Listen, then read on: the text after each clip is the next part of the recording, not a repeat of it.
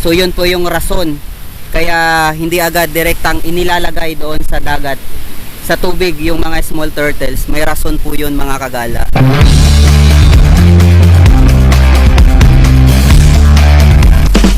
Yo, what's up mga kagala? Nandito pa rin po tayo ngayon sa Nacpan Beach, Sitio Kalitang, Barangay Bukana, El Nido, Palawan.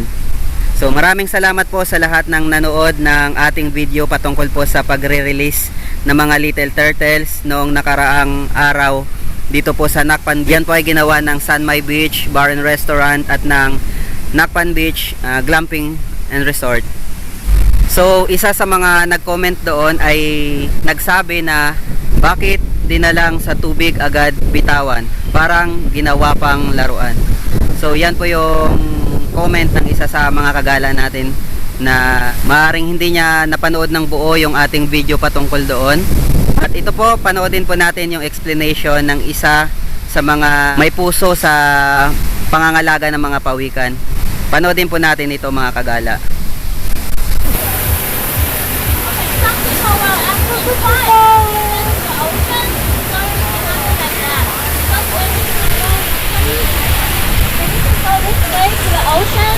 And they will remember where is the home.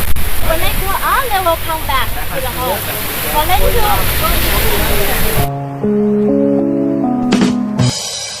Ayun naman pala mga kagala. Kaya naman pala hindi agad direktang inilalagay sa tubig yung mga small turtles ay may rason naman pala. Ginagawa po nila yan, katuwang ang PCSD.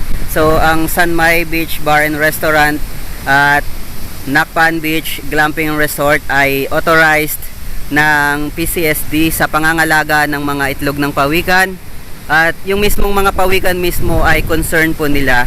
Kaya dito po sa kahabaan ng Nacpan Beach, sinisigurado nila na hindi nasasalaula ang mga itlog na maaaring natatapakan lang natin dito sa buhangin. Kaya anumang mga aktibidad na kalabisan ay hindi po pinapayagan sa areang ito. Nakatuwang po nila ang PCSD sa pangangalaga ng mga itlog ng pawikan along this beach.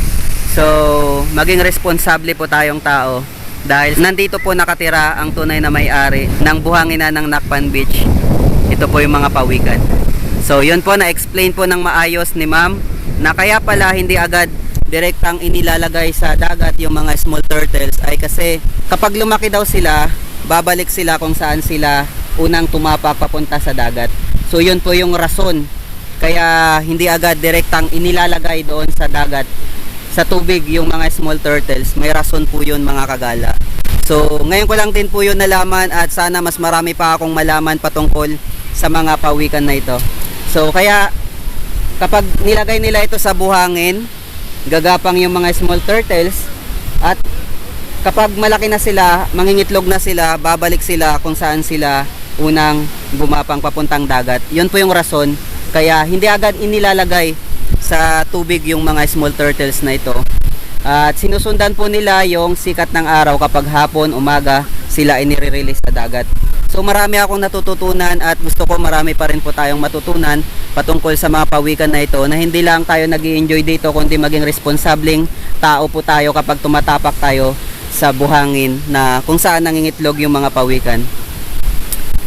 So yun lamang po mga kagala. Maraming salamat po. Sana mas marami pa yung mga katulad ng ganitong mga resort na responsable sa pangangalaga at pag-iingat ng mga itlog ng pawikan.